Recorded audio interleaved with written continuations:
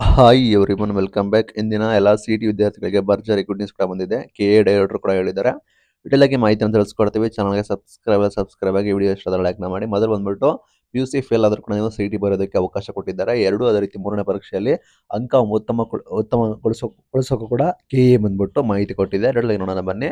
ಇಲ್ಲಿ ದ್ವಿತೀಯ PUC ಮೊದಲನೇ ಪರೀಕ್ಷೆಯಲ್ಲಿ ನಿಗದಿತ ಅರ್ಹತೆ ಗಳಿಸಿದ ವಿದ್ಯಾರ್ಥಿಗಳು ಅಂದ್ರೆ ಜಾಸ್ತಿ ಸ್ಕೋರ್ ಮಾಡದಿರೋ ವಿದ್ಯಾರ್ಥಿಗಳು ಅಥವಾ ಫೇಲ್ ಆದ ವಿದ್ಯಾರ್ಥಿಗಳಿಗೆ 2 ಅಥವಾ 3ನೇ ಪರೀಕ್ಷೆ ಕೂಡ ಬರೀಬಹುದು. ಅದಕ್ಕೂ ಕೂಡ ಅವಕಾಶ ಕೊಟ್ಟಿದ್ದಾರೆ. ಹೀಗಾಗಿ ಅರ್ಜಿ ಸಲ್ಲಿಸಿರುವ ಎಲ್ಲ ಅಭ್ಯರ್ಥಿಗಳು ಕೂಡ ಸಿಇಟಿ ಪರೀಕ್ಷೆ ಬರೀಬೇಕು ಅಂತ ಹೇಳಿ ಕೆಎ ಅವರು ಹೇಳಿದ್ದಾರೆ. ಈ ಮೊದಲ ಪರೀಕ್ಷೆಯಲ್ಲಿ ಅಂಕ ಕಡಿಮೆ ಬಂದಿದೆ ಅಂತ ಹೇಳಿ ಸಿಇಟಿ ಪರೀಕ್ಷೆಯನ್ನು ಕೂಡ ಬರೆಯದೆ ಕೈ ಚೆಲ್ಲೋದು ಸರಿಯಲ್ಲ.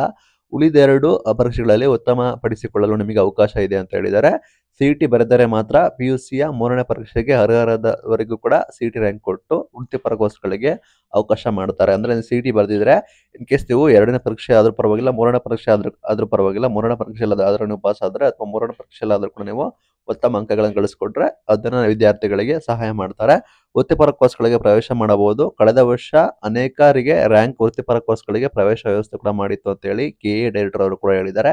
ಈ ವರ್ಷ 3.3 ಲಕ್ಷ ವಿದ್ಯಾರ್ಥಿಗಳು ಸಿಇಟಿ ಶುಲ್ಕ ಪಾವತಿಸಿದ್ದು, 2.85 ಲಕ್ಷ ವಿದ್ಯಾರ್ಥಿಗಳು ಡೌನ್ಲೋಡ್ ಮಾಡ್ಕೊಂಡು ಪ್ರವೇಶ ಪತ್ರಿಕೆ ಡೌನ್ಲೋಡ್ ಕೂಡ ಮಾಡ್ಕೊಂಡಿದ್ರು ಅಂತ ಹೇಳಿ ಮಾಹಿತಿಯನ್ನು ಕೊಟ್ಟಿದ್ದಾರೆ. ಲೈಕ್ ಏನಂದ್ರೆ ನಿಮಗೆ ಫಸ್ಟ್ ಆರ್ ಸೆಕೆಂಡ್ ಅಲ್ಲಿ ಫಸ್ಟ್ ಅಥವಾ ಎರಡು ನಿಮಗೆ ಎಕ್ಸಾಮ್ ಬರೆದ ನಂತರ ಎರಡರಲ್ಲಿ ಯಾವುದು ಬೆಸ್ಟ್ ಅದನ್ನು ನಿಮಗೆ ಸಿಇಟಿಗೆ ಕನ್ಸಿಡರ್ ಕೂಡ ಮಾಡ್ತಾರೆ. ಆಫ್ಟರ್ ನಿಮ್ದು 2 ಪರೀಕ್ಷೆ ಮುಗಿದ ನಂತರವೇ ನಿಮ್ದು ಸಿಇಟಿ ರಿಸಲ್ಟ್ ಕೂಡ ಘೋಷಣೆ ಮಾಡ್ತೀವಿ ಅಂತ ಹೇಳಿ ಇಲ್ಲಿ ಕೆಎ ಘೋಷಣೆ ಮಾಡಿದ್ರೆ ಅದಕ್ಕೆ ಅಪ್ ನೋಡ್ಕೊಳ್ಳಿ. ಇನ್ ಕೇಸ್ ನೀವು ಥರ್ಡ್ ಎಕ್ಸಾಮ್ಗೆ ಹೋದ್ರೆ ಕೂಡ ನಿಮಗೆ ಆಫ್ಟರ್ ನಿಮಗೆ ಫಸ್ಟ್ ರೌಂಡ್ ಅಥವಾ ಸೆಕೆಂಡ್ ರೌಂಡ್ ಮುಗಿದಿರುತ್ತೆ. ಆ ನಂತರ ನೀವು ಬೇಕಾದ್ರೆ ಕೌನ್ಸಿಲಿಂಗ್ಗೆ ಹಾಜರಾಗಬಹುದು ಅಂತ ಹೇಳಿ ಇಲ್ಲಿ ಮಾಹಿತಿಯನ್ನು ಕೊಟ್ಟಿದ್ದಾರೆ. ಇನ್ನೆರಡು ಅವಕಾಶ ಅಂತ ಹೇಳಿದ್ದಾರೆ. ಸಿಇಟಿ ಸೇಮ್ ಅದೇ ಪ್ರೊಸೀಜರ್ ಕೂಡ ಹೇಳಿದ್ದಾರೆ. 15, 16, 17ನೇ ತಾರೀಕು ಪರೀಕ್ಷೆ ಕೂಡ ಇದೆ. 2 ಮತ್ತು 3ನೇ ಪರೀಕ್ಷೆಯಲ್ಲಿ ಕೂಡ ನೀವು ಬರೀಬಹುದು. ಅಲ್ಲಿನ ಫಲಿತಾಂಶ ಕೂಡ ಹೆಚ್ಚಳ ಮಾಡ್ಕೋಬಹುದು.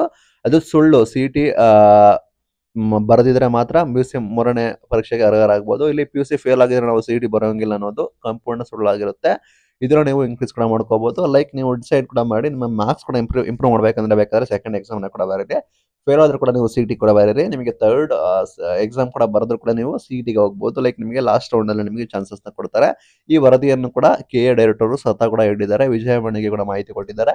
ಇದು ಇವತ್ತಿನ video. Thank you for watching till end. Thank you.